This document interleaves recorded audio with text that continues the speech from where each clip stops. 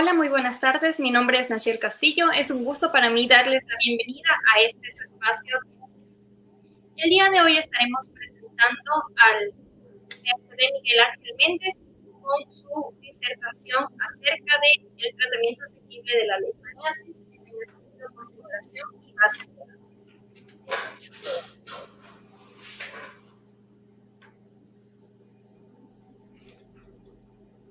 A continuación, les leeré una pequeña biografía acerca del Dr. Miguel Ángel. Es un distinguido profesor en el Colegio de Ciencias e Ingenierías de la Universidad San Francisco de Quito, específicamente en la carrera de Ingeniería Química. Además de su rol como docente, es miembro activo del grupo de Química Computacional y Teórica. Su vasta experiencia se centra en áreas especializadas como nanomateriales, dinámica molecular, bioquímica estructural de ADN y proteínas, así como virología física. Sus intereses abarcan la química, nanotecnología, química computacional, bioinformática, espectroscopía, aprendizaje automático y data mining. El doctor Méndez ha dedicado sus esfuerzos a la educación superior y a la investigación en ciencia y tecnología con proyectos anteriores enfocados en nanotecnología y ciencias de los materiales. Además, su trabajo incluye la utilización innovadora del ADN como material para nanoandamios organizativos y aplicaciones biomédicas. Actualmente su equipo desarrolla procesos para convertir biomasa considerada como desecho en productos químicos y materiales de mayor valor. Además, su enfoque se extiende al uso de herramientas computacionales como la química computacional, la bioinformática y el aprendizaje automático para acelerar descubrimientos en biomoléculas, polímeros y pequeñas moléculas, abordando desafíos en medicina, medio ambiente e industria. Adelante, Miguel Ángel.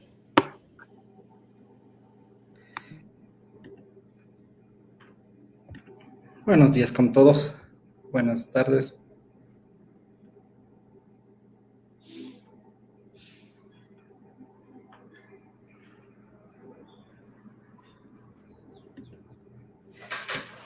Gracias por la invitación a este espacio Ágora.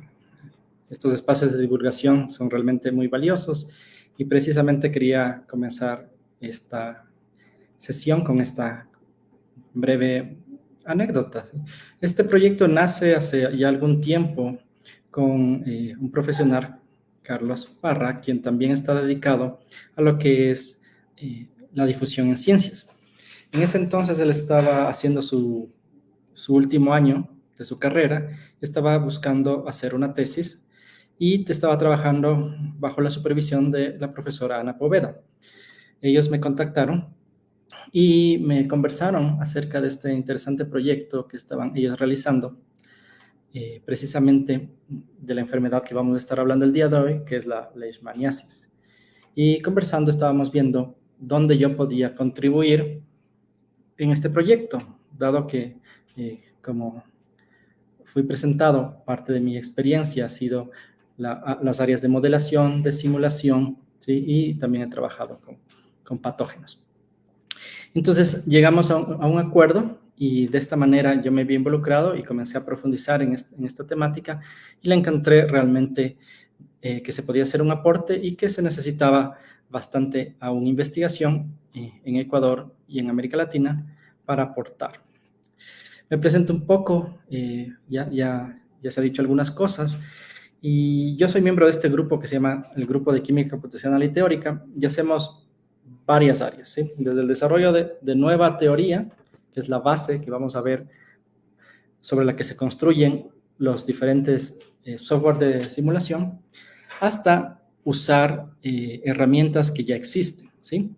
Todas estas requieren un set de datos, de set de información que se ha obtenido experimentalmente o por otros métodos anteriormente, y muchos de esos datos se encuentran almacenados en bases de datos. Y nosotros el día de hoy vamos a estar precisamente, conforme les cuento la historia de este proyecto, vamos a estar profundizando un poquito qué es esto de la simulación, por qué es útil, en qué área se puede utilizar y por qué son tan valiosas las bases de datos. Yo sé que la audiencia es diversa, ¿sí? Entonces tomemos en consideración que podríamos abordar esta presentación como un caso en específico de aplicación de herramientas de simulación y de bases de datos, pero que pueden ser utilizadas en muy diversas áreas del conocimiento. La otra parte, como había presentado en el slide anterior, está hecho en colaboración con este grupo de investigación en la Universidad Central del Ecuador. Entonces, mi objetivo en esta presentación es mostrarles a ustedes, a través de un ejemplo de la vida real en ciencias, lo valioso que es conjugar el uso de herramientas de simulación y bases de datos con la finalidad de abordar una problemática de importancia y significancia, en este caso local, tanto del Ecuador como para la región en específico. ¿Qué herramientas podemos tener de simulación? Tal vez si alguien de la audiencia está más en las áreas de ingeniería, quizás habrá escuchado de estos programas MATLAB, Simulink, Autodesk Simulation. Hay una variedad de programas de simulación en diversas áreas, dependiendo de las carreras que cada una esté desempeñando. Pero si nos vamos a un ejemplo más simple, ¿sí? Quisiera comenzar distinguiendo qué es simulación y qué es modelación. Los fenómenos que nos rodean, desde algo tan simple como jugar un partido de fútbol, están gobernados por ciertos principios físicos, ¿sí? Ciertas propiedades que pueden ser descritas a través de un modelo, quizás un modelo matemático. El desarrollar esos modelos, ¿sí? Es precisamente la primera parte, la modelación, la parte de ciencias básicas, digámoslo así, y después la implementación de ese modelo para poder predecir situaciones futuras o escenarios diversos, se hace a través de herramientas ya más sofisticadas, ya implementadas en software, y eso nosotros le vamos a llamar simulación. Muchos de ustedes ya han utilizado herramientas de simulación y simplemente pensamos en los juegos de video. Cada vez los juegos de video son mucho más realistas y obedecen a principios del mundo, ¿sí? Principios físicos de la gravedad, velocidad, etcétera. Y ese es un ejemplo de cómo, usando estos modelos que se han desarrollado en ciencias físicas, luego se pueden implementar simulaciones que pueden ser utilizadas con diferentes fines, incluso con fines lúdicos o de diversión. Entonces, dentro de estos paquetes que habíamos mencionado antes, utilizan estos modelos que han sido desarrollados previamente y ahora están implementados en software, pero estos modelos muchas veces o la mayoría de veces requiere procesar información para hacer sus predicciones aplicando diferentes ecuaciones, algoritmos que están por detrás. Otros paquetes que tal vez ustedes podrían, la audiencia, conocer, tenemos a Console Multiphysics, ¿sí? Pero en realidad tenemos una gran variedad. El día de hoy voy a tomar como ejemplo en específico ciertos paquetes en áreas de la química y la farmacéutica, pero no son exclusivos del área. La otra parte es la información. La información está dispersa por muchas partes y afortunadamente existen estos conglomerados de información sumamente organizados que se llaman bases de datos, que los podemos hacer un análogo a una librería o una biblioteca muy organizada, donde se encuentra la información y nosotros podemos acceder. Hay algún tipo de organización, ¿sí?, que nosotros podemos buscar contenido y luego tomarlo de esta biblioteca y utilizarlo con un cierto fin. Las bases de datos pueden ser de muchos diversos tipos y pueden tener infinidad de diferentes tipos de información y no son necesariamente algo que no estemos familiarizados. Es decir, no se necesita ser un científico o trabajar en una compañía global o de alta tecnología para estar utilizando este tipo de herramientas. Bases de datos son cosas tan cotidianas en la industria y en la empresa, como por ejemplo las bases de datos de gestión de proyectos o incluso una base de datos de clientes y proveedores que incluso un negocio pequeño lo va a tener. Quizás tal vez está simplemente como una tabla de Excel, pero aún así es una base de datos de la que puedo sacar información y tomar decisiones. Y en este caso de la presentación, usarlo como input para simulaciones. Con la finalidad de que esto sea un poquito más didáctico y sea más fácil de recordar, vamos a utilizar esta frase mnemotécnica: Ignacio recoge semillas del enorme invernadero. Entonces, imagínense, ¿no es cierto? Aquí, en este caso, estamos en Pichincha, tenemos muy cerca una área que produce muchas flores, y hay estos invernaderos muy grandes. Entonces, tomemos esta imagen. Entonces, ¿qué significa esta frase? ¿Sí? Entonces, cada una de las primeras letras de esta frase indica uno de los 6 pasos que vamos a ver durante el día de hoy y que engloban el proceso ordenado y organizado de cómo realizar una simulación, ¿sí? Y evaluar los resultados de esa simulación y utilizarlos ya en la vida real. Entonces, me van a acompañar el día de hoy paso a paso en este proceso.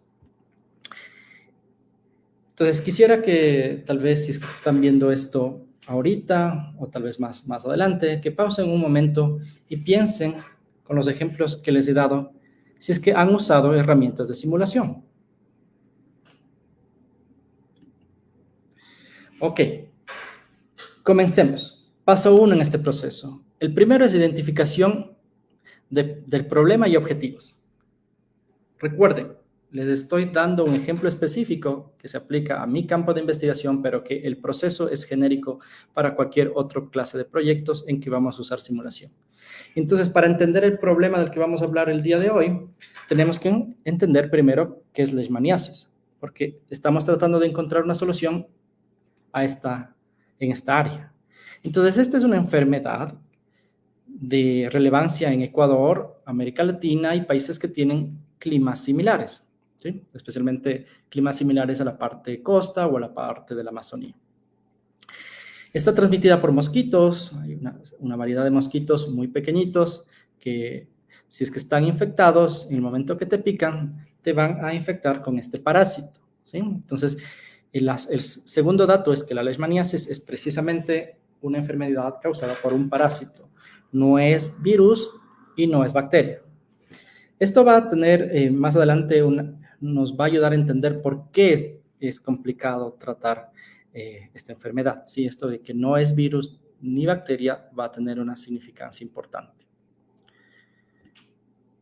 ¿Dónde? Bueno, ya les he mencionado un poquito, pero si vamos a más detalles en las partes del globo en que encontramos esta enfermedad, tenemos las Américas, África Oriental, África del Norte, Asia Occidental y Suroriental. Y en las Américas, ¿sí? Nosotros es uno de los sitios donde esta enfermedad se encuentra bastante comúnmente. ¿Cómo se manifiesta? Pues, tal vez algunos de ustedes hayan visto personas afectadas de esta enfermedad, o tal vez otras viven en regiones en que tal vez ya es raro verla y no la conocen. Entonces, hay de varios tipos. La más grave se llama leishmaniasis visceral y el parásito va a causar unas especies de lesiones, pero el parásito ingresa al organismo, por eso es visceral, de vísceras, ¿sí? Y esa es la forma más grave.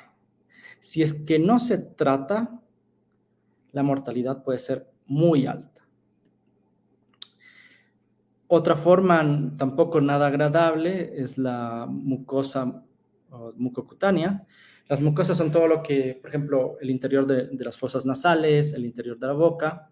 Ese tipo de cavidades están recubiertas por lo que se llama mucosa y el parásito puede infectar estas áreas y puede causar lesiones grandes, graves, que pueden causar discapacidades también y también, obviamente, efectos graves a la salud. Y la más común, la menos grave, pero aún así de importancia, es la leishmaniasis cutánea, es decir, directamente a la piel, ¿sí? Puede ir desde lesiones pequeñas, pero si no se trata, esas lesiones pueden crecer muchísimo y pueden causar muchos problemas, ¿sí? Ahora, continuando con entender la problemática, hemos hablado un poquito de la parte de salud, del parásito, de cómo se manifiesta la enfermedad. Vamos a la parte social y económica. Uno de los principales problemas es que vimos que los países que están afectados, muchos de los pobladores que se afectan, viven precisamente en regiones no tan favorecidas económicamente. Por tanto, ¿sí?, la adquisición de fármacos, que sí existen algunos de ellos, puede ser complicada por los precios y porque estos fármacos usualmente, para que sean efectivos, toman un cierto periodo de tiempo considerable, dependiendo del tipo de leishmaniasis de la que tratemos. Adicionalmente, debido a que esta enfermedad es causada por un parásito, ¿sí?, los medicamentos que se desarrollan contra el parásito, y vamos a ver más adelante por qué, tienden a ser más tóxicos que lo que son usualmente medicamentos antibacteriales o antivirales.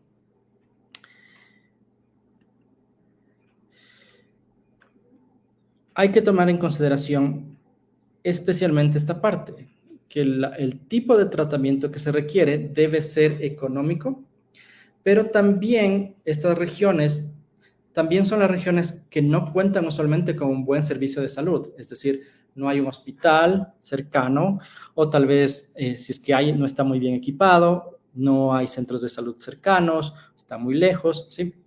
Entonces, se requieren tratamientos sencillos.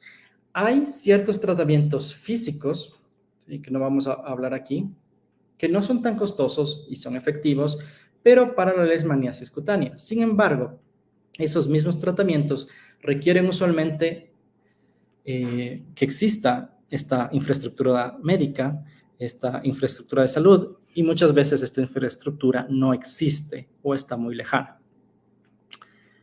Entonces, una de las principales problemáticas es la carga económica que va a causar esta enfermedad a la familia, a la persona, a la familia y a la sociedad.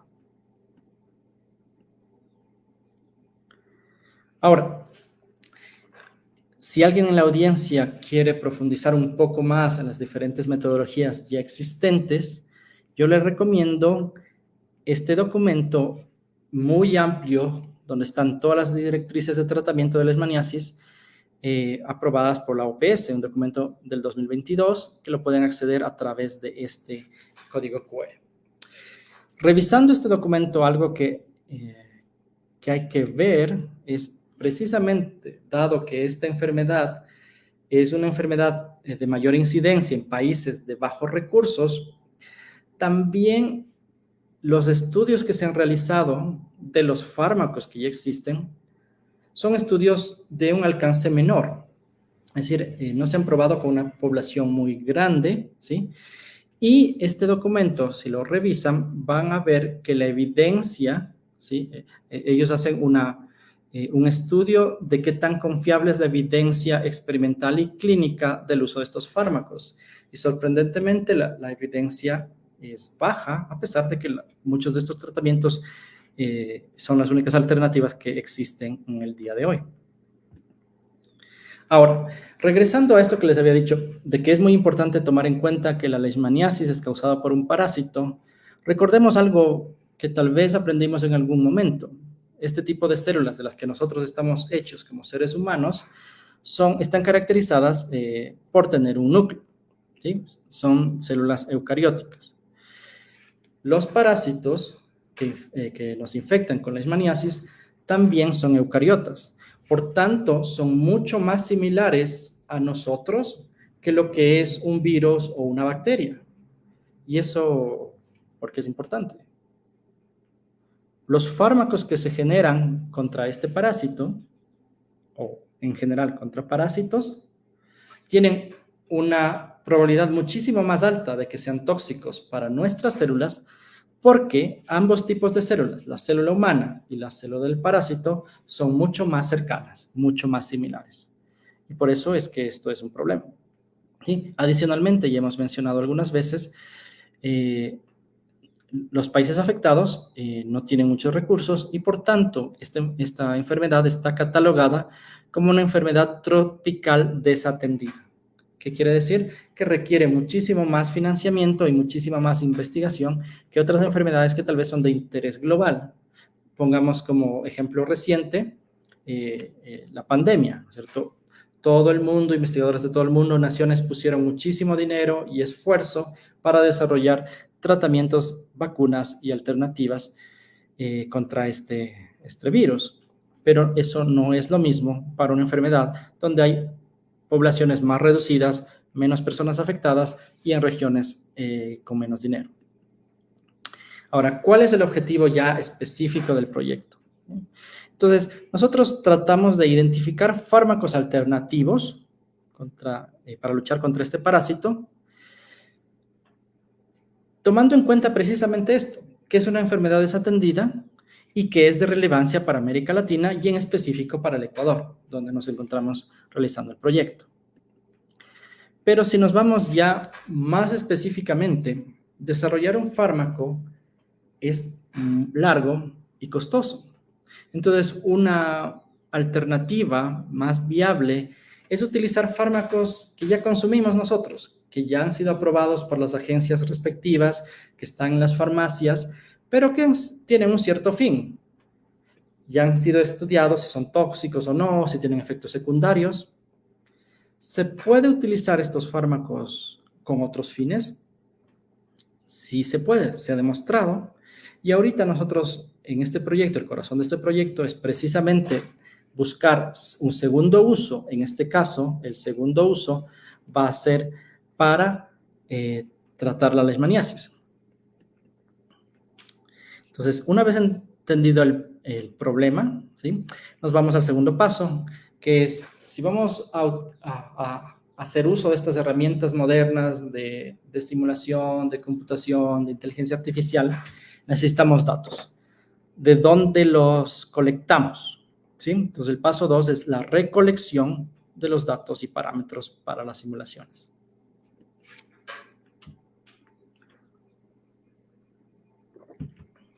Entonces, se hizo muchas cosas en este trabajo. Uno de ellos era tratar de entender en más detalle y a más profundidad cómo funciona este parásito y tratar de identificar qué partes de este parásito nosotros podemos atacar. Ya esto obviamente más a un nivel celular e incluso molecular.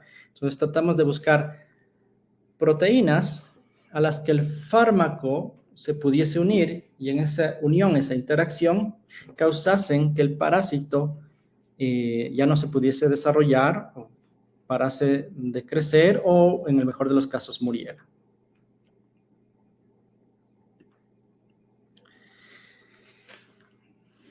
¿Dónde encontramos estas proteínas que van a ser nuestro blanco para los fármacos? Entonces, la primera base de datos que vamos a ver el día de hoy se llama la base de datos de las proteínas, Protein Data Bank en inglés, ¿sí?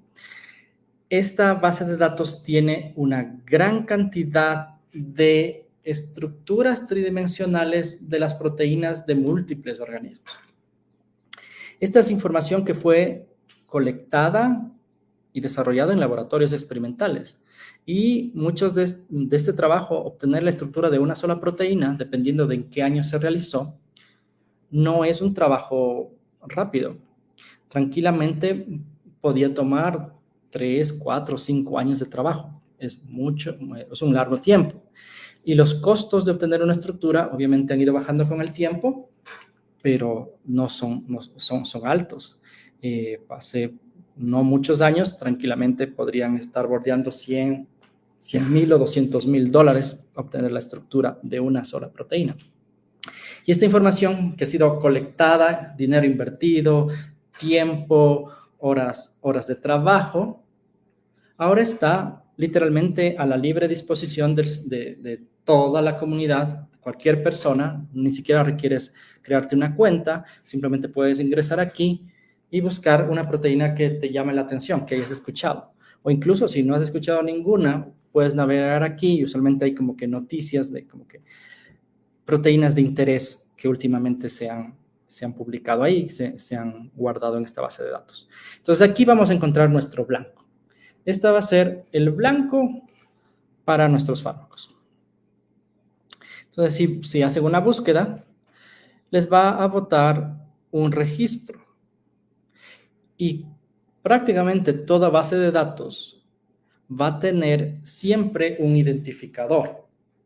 Si ustedes piensan, por ejemplo, que tal vez quieren averiguar dónde van a votar esta vez, si este año, ustedes van a ir a buscar en la entidad nacional que rija esta parte y ustedes van a poner un identificador. En Ecuador es el número de cédula de identidad. Podría ser tal vez el pasaporte en otro país, ¿sí? Pero ese número nos identifica únicamente, ¿sí?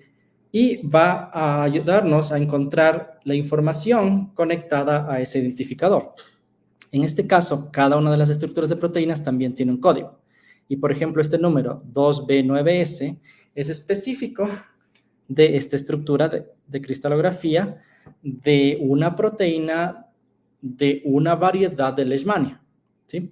Y esta proteína que interactúa con ADN, si alguien es familiar con el campo, tal vez podrá ver en la imagen, en el centro está el DNA, y estas como lazos o cintas de color rosa son una representación sencilla, simple, pero realista, basada en datos experimentales reales de la estructura de una proteína, ¿sí?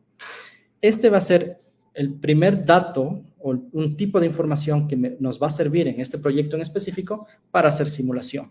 Dependiendo del área en que ustedes se desempeñen, la base de datos será diferente, pero usualmente va a tener un identificador y va a tener cierta información que nos va a ser útil para los procesos de simulación.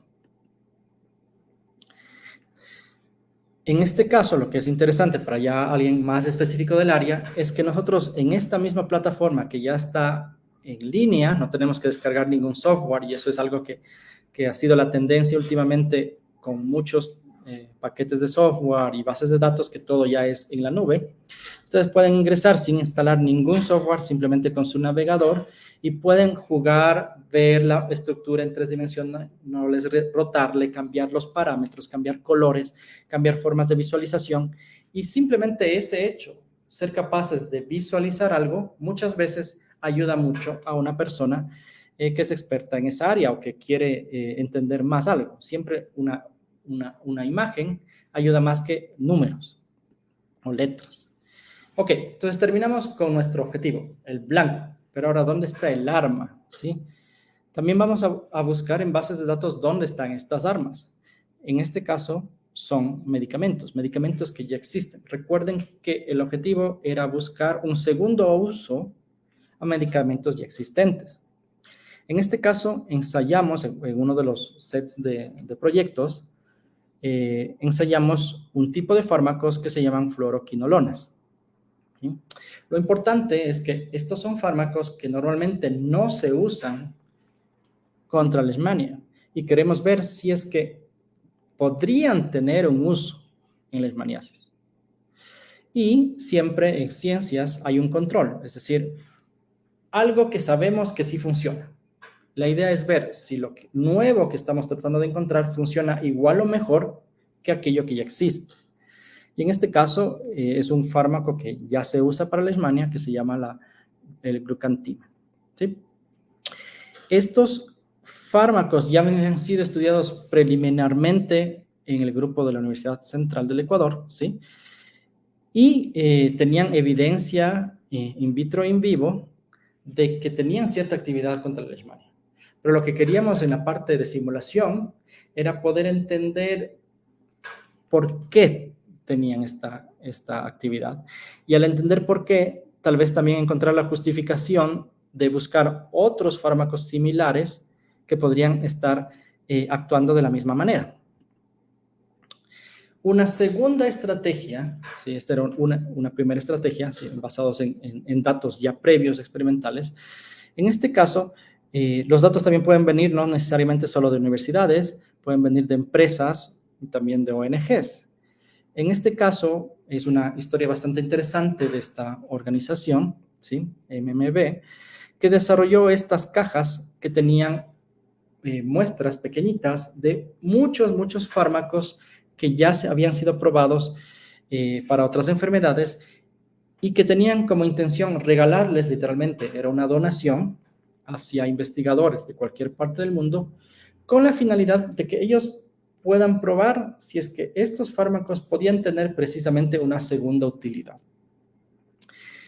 Entonces se seleccionó como una siguiente fuente de información todos los medicamentos que estaban en estas cajas que se llamaban, ¿no es cierto?, en este caso, el pathogen box, con la finalidad de hacer las pruebas, sí, primero en simulación, y luego, si es que se identificaba, se sabía que estaban disponibles porque había estos proveedores de todos estos fármacos. Entonces, de aquí sacamos un segundo set de candidatos, digámoslo así, de armas para usar. ¿De qué estaba hecha? Sí, aquí tiene un breve análisis. La mayoría de los fármacos que estaban en esa pathogen box eran fármacos contra la malaria. Y aquí estamos tratando de ver si cualquiera de estos fármacos, podemos probar computacionalmente, se puede probar literalmente todos, ¿sí? Y ver si tienen una cierta actividad contra uno de los blancos de proteínas que habíamos estado viendo antes, ¿sí? O simplemente probar directamente in vitro si es que tienen una actividad contra el parásito.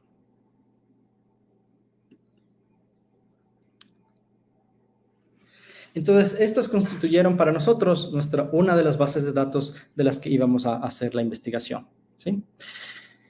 Estos fármacos que no eran contra la leishmania, se les hizo múltiples análisis para encontrar descriptores, para encontrar, digámoslo así, características de cada uno de ellos, para ver algunas características que podrían decirnos que estos fármacos que no eran contra la leishmaniasis podrían ser útiles contra el parásitos. Y de esta manera se los categorizó en 3 categorías de acuerdo a la probabilidad de tener una actividad anti-leishmaniasis. Todo esto primero en datos, o sea, nada todavía en laboratorio. Todo primero, digámoslo así, entre comillas, en papel, en realidad, in silico, ¿no es cierto?, digitalmente. Listo, entonces ya tenemos nuestras fuentes de datos, nuestros parámetros.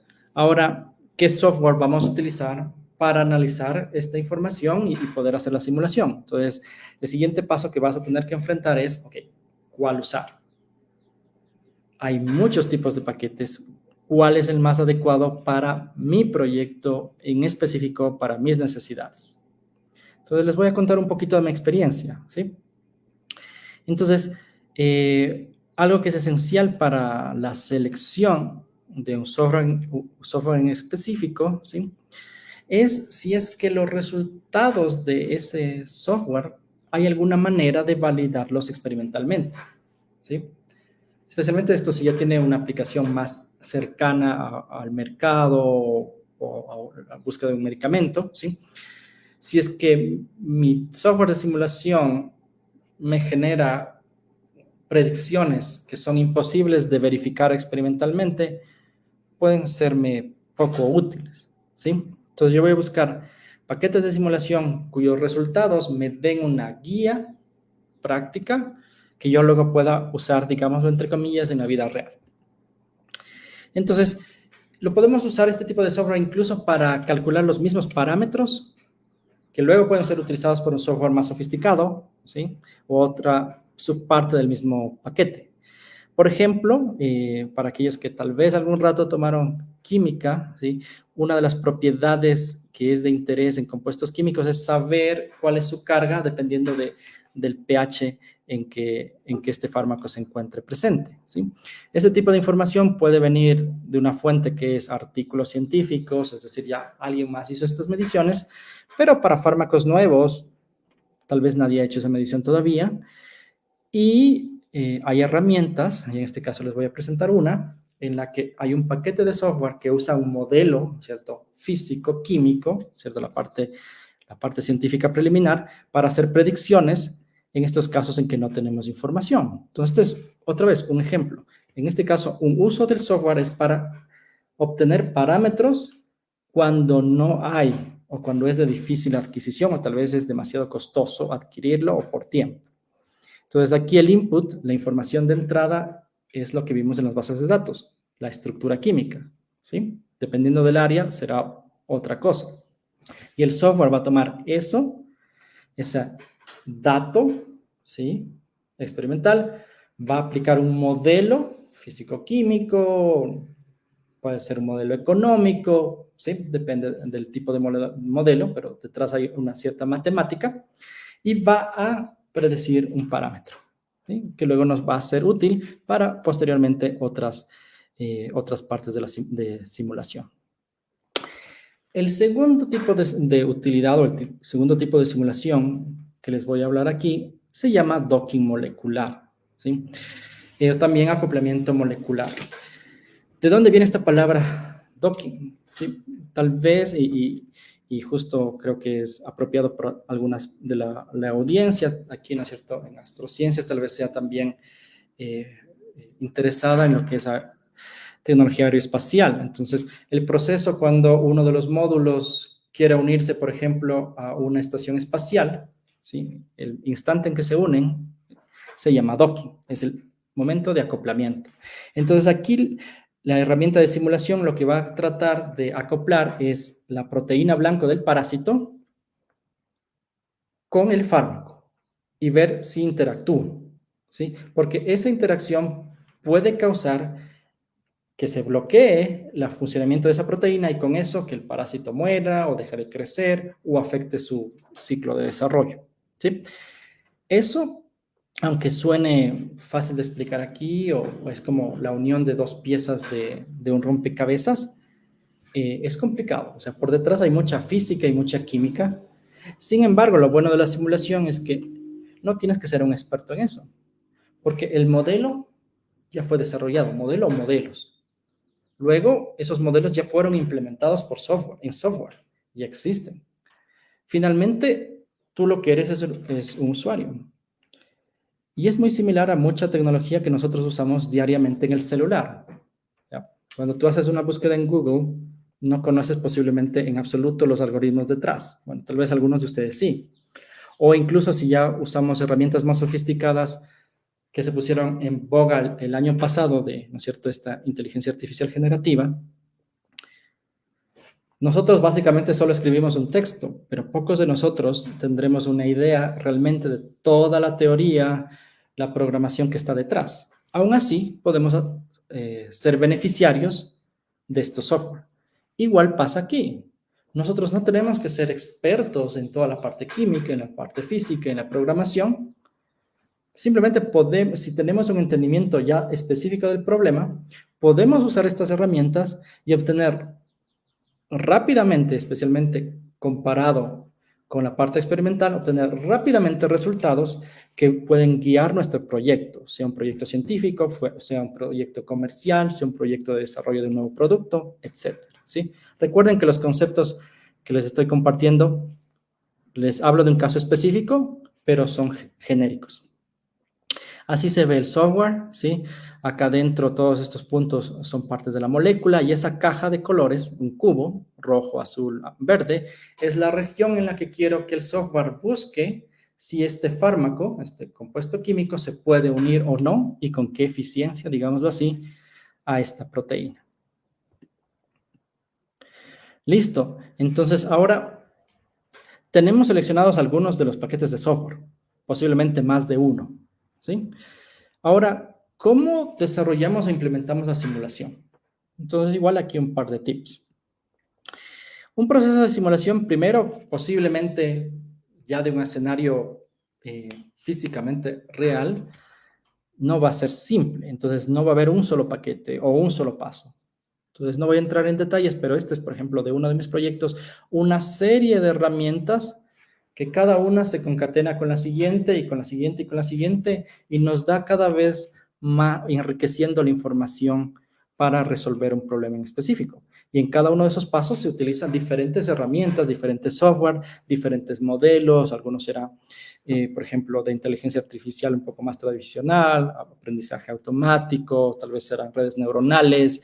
Ahora ya, por ejemplo, ya se está comenzando a usar en estas áreas también la inteligencia artificial generativa, pueden ser cosas más hacia la estadística clásica, pueden ser simulaciones de física, etcétera, pero todos estos van contribuyendo de a poco para el fin del proyecto. Y en cada uno de estos, nosotros podemos ser usuarios, que va a ser la gran mayoría, o alguno de ustedes, tal vez desarrolladores del software, o incluso tal vez una cantidad más pequeñita, incluso contribuir a desarrollar los modelos. Ok, entonces, está como que el plan, o sea, identificado todas las herramientas, creado un esquema, una planificación de cómo se va a desarrollar la simulación. El siguiente es ejecutar, ¿sí? ¿Cómo ejecutamos esta simulación? Obviamente aquí les estoy dando una serie de pasos, pero esto no quita siempre esta recurrencia de que al avanzar en un paso ganas información y a veces tienes que retroceder y así sucesivamente en ciclos. ¿Sí? Entonces, aquí se ve este acoplamiento que les había mencionado, cómo se ve un poquito los resultados, ¿sí? Una vez que ya ejecuto el modelo de simulación. En este verde brillante, fosforescente, ¿sí? Ese es mi fármaco, ¿cierto? El arma que voy a usar contra esta enfermedad. Mientras que lo que está aquí en azul es la proteína del parásito. Y lo que estoy tratando de ver es si puedo encontrar estos fármacos que eran usados para otras enfermedades, ver si se unen y con qué fuerza. Y eso me va a dar a mí información de si es posible, hay una probabilidad que este fármaco que fue desarrollado por algo distinto, quizá tenga una actividad para la Leishmania. ¿Sí? Del otro set de datos, el Pathogen Box, ¿sí? En ese otro set de datos estaba este fármaco que es la delanamida, que originalmente fue desarrollado contra la tuberculosis, algo muy diferente a la leishmaniasis, ¿sí? Aún así, en nuestros estudios encontramos que este fármaco tiene un posible segundo uso precisamente contra leishmania. Y ese es un resultado muy interesante. No voy a entrar mucho en detalles aquí, pero simplemente entre más acá arriba esté de este gráfico, significa que el fármaco es más efectivo, ¿sí? Y nosotros encontramos que precisamente este fármaco llamado delanamida era el mejor candidato, ¿sí? Todos estos por diferentes métodos de caracterización. Listo, entonces hemos ejecutado el análisis de simulación, encontramos candidatos buenos, es hora de interpretar los resultados de la simulación y aplicar los resultados. Entonces estamos ya acercándonos a la fase final, a la parte más interesante. Entonces les presento qué evidencia de que esto no solo está a nivel de computadora de simulación, sino que funciona, ¿sí? Funciona ya, al menos ya a escala de laboratorio. Entonces, no necesitan ser expertos en esta área. Entonces, acompáñenme. En la figura A, ¿sí? Estas fotos, fíjense, esas manchas oscuras alargadas, si se detienen a ver con más detalle, van a ver que hay como una especie de colita al final, ¿sí? Al final, ¿sí? Este es la forma de un parásito, digámoslo, saludable, o sea, que no está afectado por ningún fármaco. En la segunda foto, estos parásitos han sido expuestos a nuestro tratamiento, ¿sí? Llamo tratamiento porque en este caso no es simplemente el fármaco desnudo, la delanamida que vimos, sino que adicionalmente, y ahí está mi segunda área de expertise, que tiene que ver con la parte de nanotecnología, este fármaco está metido en una nanoestructura que va a ayudar a que este fármaco pueda llegar al blanco, que en este caso es el parásito, ¿sí? Y el desarrollo de esa nanoestructura estuvo a cargo de muchos de los elementos, de las personas del equipo, ¿sí? En varias universidades, y se hizo las pruebas con los parásitos. Para cortar la charla, no he añadido más imágenes y más datos, pero se hizo amplia caracterización y los trabajos están publicados y si alguien de la audiencia está más interesado en los detalles, acá abajo ustedes pueden ver la publicación, es sumamente reciente, a principios de año, literalmente primeros días de enero de 2024, donde ustedes podrán ver más detalles ya de la parte de pruebas y la parte de nanotecnología, que bueno, no era el objeto tanto de la charla actual. ¿Sí? Aquí hay otra imagen, igual no necesitas ser experto, sigan mi explicación. En este lado de acá, cada una de estos círculos o esferas es una célula, ¿sí? Y lo que está en este cuadrado con líneas entrecortadas, en la imagen de la derecha, ¿sí? Está como hecho un zoom. ¿Qué es lo que quiero ver? ¿Qué es lo que queremos buscar? Lo que queremos ver es si el fármaco está ingresando en la célula y si se está liberando.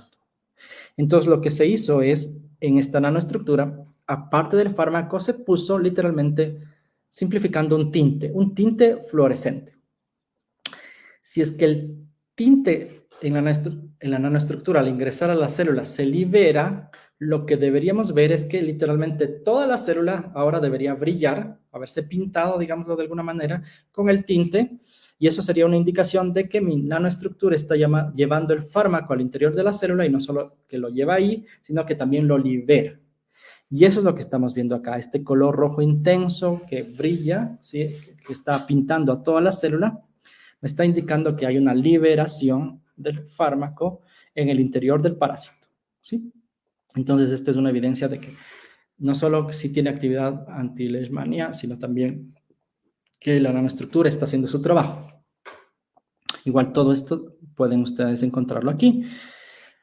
¿Por qué el título de la presentación? ¿No es cierto? El título de la presentación tenía que ver con que es un tratamiento asequible.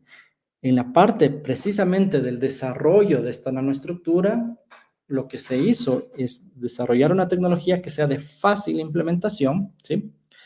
De costo bajo y que pudiese ser efectiva para el uso, ¿no es cierto?, en nuestros países. Y aunque no voy a entrar aquí en más detalles, pero se ha hecho la prueba para que pueda penetrar a través de la piel, o sea, por ejemplo, para tratar la leishmaniasis cutánea y, bueno, otras pruebas que ustedes pueden leer en más detenimiento en el artículo, ¿sí?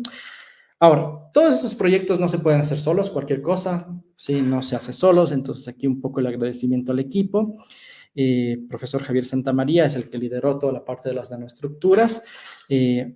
Aquí las siguientes 3 personas fueron estudiantes tanto de la Universidad San Francisco de Quito, donde yo trabajo, como de otras universidades, en este caso de la Universidad Central, que trabajaron directamente conmigo en la parte computacional, ¿sí? Diferentes segmentos de este proyecto. Recordarán a Carlos del primer slide, ¿sí? Quien tiene su propio canal de divulgación científica y que gracias a él y el contacto con la profesora Ana Poveda comencé a interesarme en esta área. Entonces, ya para como que abrir la sección de preguntas, yo les quiero preguntar algo o que reflexionen, que pausen un momento. ¿Piensas después de esta charla que estás interesado en usar simulación en tu área? No estoy hablando de química, sino en tu área. Si es que estás en mercadeo, si es que eres un economista, si es que eres un ingeniero químico, ¿sí? Todas las áreas actuales tienen paquetes de simulación, lleven o no ese nombre, ¿sí? Entonces, ¿qué piensan? Y para concluir, entonces, como vimos, les he mostrado el ciclo completo en breve de un proyecto de investigación que ha usado herramientas de simulación y bases de datos y ha llegado a su culmino con una aplicación práctica, ¿sí? La aplicación aquí es en el campo de la medicina, especialmente enfermedades tropicales desatendidas, pero la metodología puede ser aplicada y generalizada en otras áreas. Y con esto, muchas gracias. Para la audiencia ahorita en línea o la que vea más adelante la grabación, sería muy valioso conocer qué es lo que ustedes piensan fue lo que aprendieron de este coloquio, ¿sí? Y bueno, tal vez luego lo compartiremos también con los organizadores de este espacio y doy las gracias a la invitación a participar en Ágora y también al trabajo que hace Astrociencias de Ecuador de difundir las ciencias en general y muchas gracias. Paso la palabra a la conductora, la señora Lucía Castillo. Muchas gracias, Miguel Ángel. Definitivamente tu disertación ha sido muy interesante y hemos visto paso a paso, de cierta manera, en términos generales, cómo se construye la ciencia, que eso definitivamente es un proceso que si bien está estipulado en el método científico, pero en la aplicación es muy diferente, es un proceso sistemático, ordenado y bueno, que se basa en la prueba y error. Te agradecemos por compartir tu investigación y además de eso tengo unas preguntas que hacerte. ¿Me puedes comentar alguna aplicación? Bueno, como sabes, como es conocimiento de todos, la ciencia va avanzando y avanza a pasos agigantados. Entonces, quisiera saber alguna aplicación novedosa que tú hayas encontrado en bibliografía para el docking molecular. Entonces, actualmente el docking molecular es justo estudiar esta parte de la interacción de los fármacos con las proteínas. Casi que podríamos decir que ya es el estándar en la que es desarrollo farmacéutico. Y esto por múltiples razones, al menos les voy a mencionar tres, ¿sí? Una de las cosas que se gana haciendo precisamente simulación, y en este caso docking molecular, es tiempo. Y en medicina, y creo que no solo en medicina, sino en cualquier área, desarrollar rápidamente un producto es clave. Y la simulación puede hacer cosas que tal vez sí podemos hacer experimentalmente, pero que literalmente nos van a tomar meses o incluso años, que en simulación, en este caso docking, puede hacerse muy rápido, en días, incluso si hago masivamente, puede ser en segundos, ¿sí? La primera. Entonces, tiempo. Segundo, tiene que ver relacionado con el tiempo, el costo, ¿sí? Entonces, hacer estos mismos experimentos en el laboratorio va a ser costoso, especialmente si pensamos en Ecuador, donde prácticamente, o igual países con economía similar, todo es importado, donde incluso es más caro hacer ciencia es en países como Estados Unidos o países europeos. Entonces, en cuanto a costo, ¿sí? Y muchas de estas herramientas son libres, literalmente son gratuitas, y adicionalmente muchas de ellas ni siquiera necesitas correrlas en tu computadora, sino que se corren en servidores de organizaciones internacionales que tienen, sí, supercomputadoras, equipos sofisticados, pero que están brindando este servicio, digámoslo así, a la comunidad científica del mundo sin cobrar. Entonces, costos. Y la tercera tiene que ver también con la parte de tests en animales, ¿sí? Entonces, una tendencia mundial es tratar de reducir o eliminar los tests en animales. Y obviamente, si es que se logra hacer la mayoría de ensayos de manera in silico, ¿sí? Ya no se requiere tantos tests in vivo, ¿sí? A nivel celular, y reducir también el uso de animales en la parte de investigación, y quizás si logramos ser lo suficientemente sofisticados en el tiempo, quizás incluso eliminarlas en un futuro. Otra pregunta, bueno, si bien tu investigación es basada en experimentación in silico, de lo que tú realizaste, ¿cuál fue la vía más eficiente para combatir la leishmaniasis? En el sentido de, por ejemplo, ustedes trabajaron con moxifloxacina y enofloxacina, que son fluoroquinolonas. Entonces, ustedes en in silico determinaron ciertos componentes que afectaban quizá alguna fase de desarrollo del vector, o en el caso de la replicación del ADN del vector. ¿Cómo fue en sí, cuál fue la vía para atacar al vector? Sí. En realidad usamos, digamos así, dos estrategias paralelas, ¿sí? La una, y justo esto nosotros estábamos hablando de bases de datos y de información. Entonces, parte un poco de qué tanta información preliminar tenemos. En el caso, por ejemplo, de las fluoroquinolonas, ¿sí? Se sabe, o sea, se tiene el conocimiento previo sujeto experimental anterior, su modo de acción, es decir, su modo de acción molecular. Y se sabe qué tipo de proteínas específicamente afecta este fármaco. Entonces, se tiene mucha información y lo que nosotros hicimos es ver si esos blancos que ya se conocían, ahora en el parásito, ¿sí? Los análogos de la proteína, de esas proteínas que se conoció originalmente, si también funcionaba en el parásito. Adicionalmente, usamos simulación para ver qué tan tóxico podría ser ese fármaco para el ser humano, porque como se conocía específicamente el mecanismo molecular, se podía buscar la proteína en el parásito y también en el ser humano. Entonces también ahí hicimos un poco de caracterización para ver dónde podría haber justo este problema de toxicidad, ¿sí? El segundo escenario es cuando no se tiene tanta información. Y un poco lo que mencionaste de esto de prueba y error, ¿sí? Entonces, por ejemplo, en el caso de la anamida,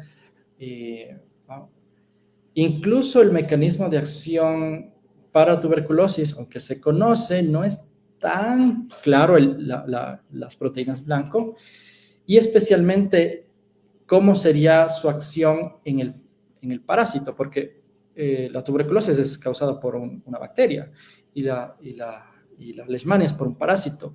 Y la estructura que es atacada, químicamente, aunque tiene sus similitudes, definitivamente es distinta. Entonces, en este segundo escenario, el mecanismo específico no se conocía. Entonces, en ese, y no sé si ya se conozca en detalle, creo que aún no. Entonces, no podíamos utilizar la misma metodología en la que hicimos docking molecular, metodología de acoplamiento, y utilizamos más bien otro tipo de herramientas para justo hacer esta clasificación, esta categorización o priorización de qué fármacos de estos que no teníamos tanta información detallada molecular, pero aún así poder saber si es que era un buen candidato para probar ya experimentalmente. Entonces ahí, por ejemplo, solo para poner un ejemplo, era más bien conocimiento sobre toxicidad celular. Por ejemplo, un parámetro, si es que el fármaco era demasiado tóxico, obviamente le íbamos a bajar en prioridad para usarlo como fármaco, pero de ahí otra serie de parámetros que se puede calcular más bien la parte química, aun cuando la parte, digamos así, molecular, biológica, no estaba tan clara. Listo, muchas gracias, Miguel Ángel. Tenemos una pregunta de Ale Naranjo. ¿Nos podrían comentar unas 3 organizaciones en las cuales se puede realizar este tipo de simulaciones o modelaciones? Entonces, déjame ver si entendí tal vez la pregunta. Me pide, ¿no es cierto?, 3 ejemplos de organizaciones, tal vez en cuanto a entidades que hacen este tipo de trabajo. Le voy a responder tal vez entendiéndole un poco desde este sitio, ¿sí? En la actualidad pienso que la parte de simulación se hace tanto a nivel, digamos, de investigación en universidades y centros de investigación nacionales, pero también ya se utiliza en la industria. Como les había dicho, paquetes de simulación, incluso si es que no tienen, entre comillas, el nombre de simulación, hay muchos y hay básicamente, prácticamente para todas las áreas del conocimiento. Entonces, obviamente, empresas muy pequeñitas no van a estar quizás usando este software, este tipo de software, especialmente por la barrera de precio. ¿Qué pasa?